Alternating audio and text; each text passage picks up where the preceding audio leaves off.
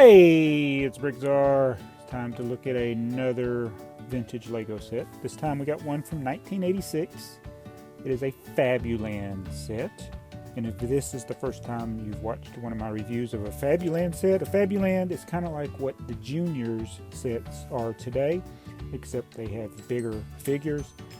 These sets are designed to be a transition from Duplo to normal Lego bricks. So it has some normal bricks, some large bricks, has easy build, and it has minifigures that are permanently assembled the way they are.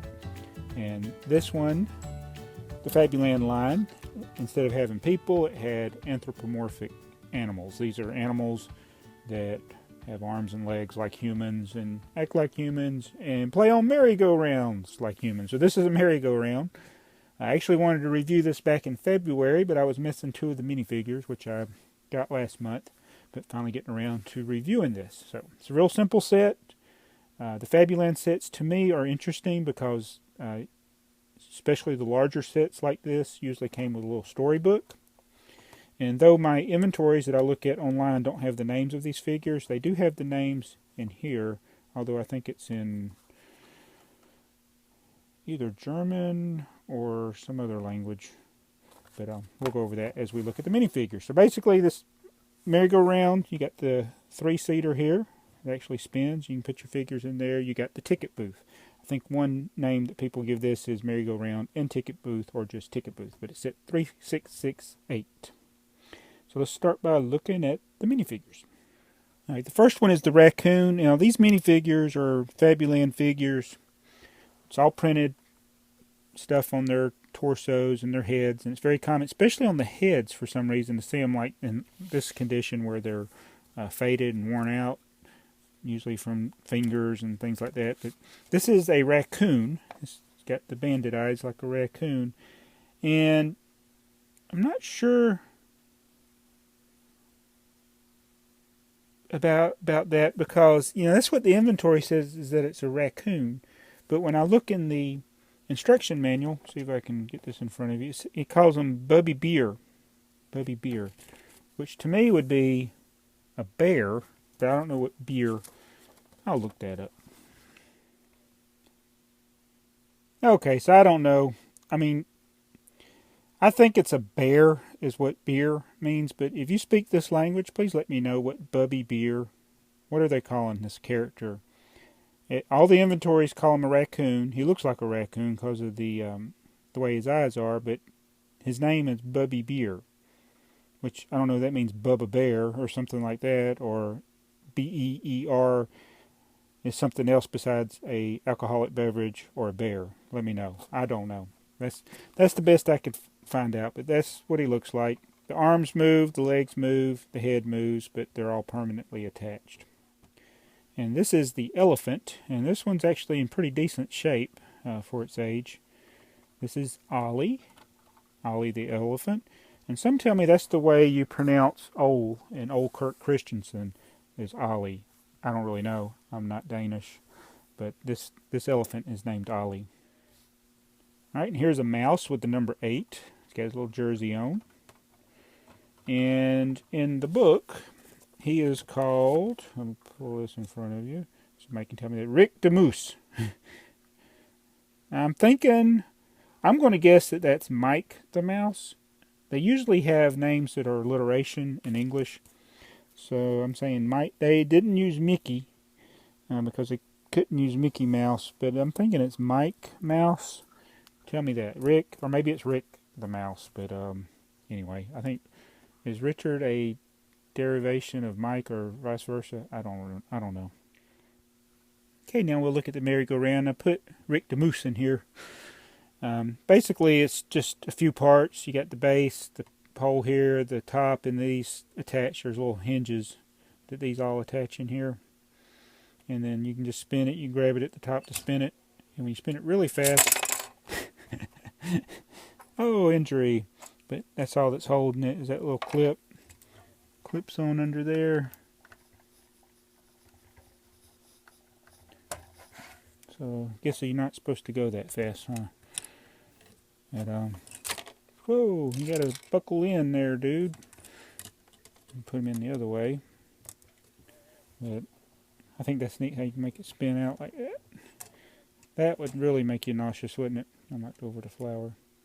And then over here is the little ticket booth area. And I knocked the flag off. This thing's just falling all apart on me. Alright. So you got this little pattern here, 1, 5, and 10. And all the little tiles they give you that are, I guess are your tickets, they all have 5 on them. So it must cost 5 whatevers to ride the merry-go-round. Hopefully that's like a nickel.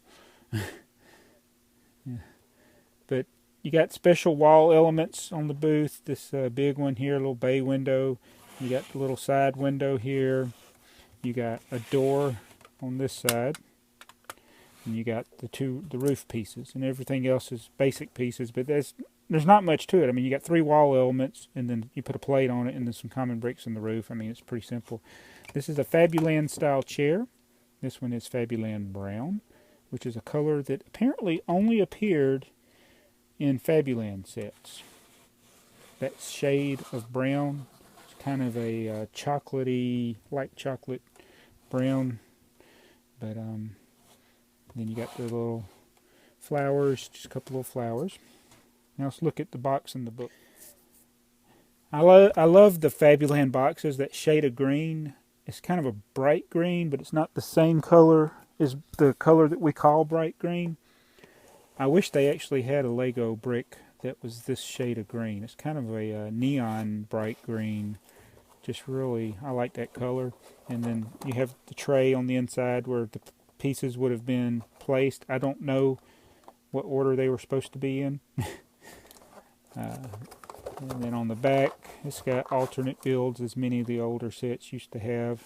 Things that you can make. We're not going to build any of them, but it just shows you that on the box. Some of the little scenes. It must have been a price sticker there at one time. And then the book, this is what I really love about the Fabuland sets. Since this is for younger kids, usually around 4 to 6 or 7, they tell a story. And sometimes the story, or most always the story, involves them building the set. And I don't speak this language. I'm not even sure if this is Dutch or German. It's got a lot of J's and K's, which leads me to believe that it might be some kind of Dutch or Scandinavian or somewhere up there in the Northern Europe part. Somebody can tell me. But so they build the house, or the ticket booth and the merry-go-round. And then it's got some other things going on here with characters that aren't involved, but it's other sets, like there's that steamboat set. There's the little rabbit, that's a set. And she comes to go ride with him. So it shows how you can combine the sets, and then it shows you some of the different names. I need to keep this one because it's got their names. I love these names. But that is, and then here's pictures of the sets that they had back then. Those kids are actually younger than I am, even though this was 1986. They're adults, probably in their late 30s today, as I'm filming this. But yeah, there you go. That's the Fabuland book. Oh yeah, I forgot to pull out Fabufan. Usually when I've done the Fabuland reviews, I've got the Fabufan from the Lego movie sets. But anyway, I know you're probably bored to tears me looking at this, but I like these Fabuland sets. There's something that wasn't as common here in the United States. My recollection of them was mostly just seeing them in the catalogs. They may have had them in the stores. I really don't remember. But these are neat little sets. I think they are better than the junior sets that came after that, but not as good as the junior sets that we're getting today. The 2014 junior sets are really good, especially compared to previous juniors. But this is, it's neat. Like the animals. I'm sure as is the case with a lot of the Duplo and other sets, the kids probably more interested in playing with the figures than actually the blocks sometimes, but it's a neat little set. And this is one of my favorite Fabuland sets because it is a merry-go-round. And if you've watched my videos, you know I used to work at a theme park. And so I like theme park related sets as well. You learn something new when you watch this channel about me. I give little bits of information, not that you care, but anyway, that's why I like it, because it's a merry-go-round, and we had a merry-go-round at the park that I worked at Six Flags. It's a really old merry-go-round with horses. I should have kept that set. The Grand Carousel. TheyMightBeBricks still mad at me for selling that. Probably should have kept that one. Anyway, thanks for watching. You can see my review of it. This is set 3668, the merry-go-round, a Fabuland set from 1986. Thanks for watching.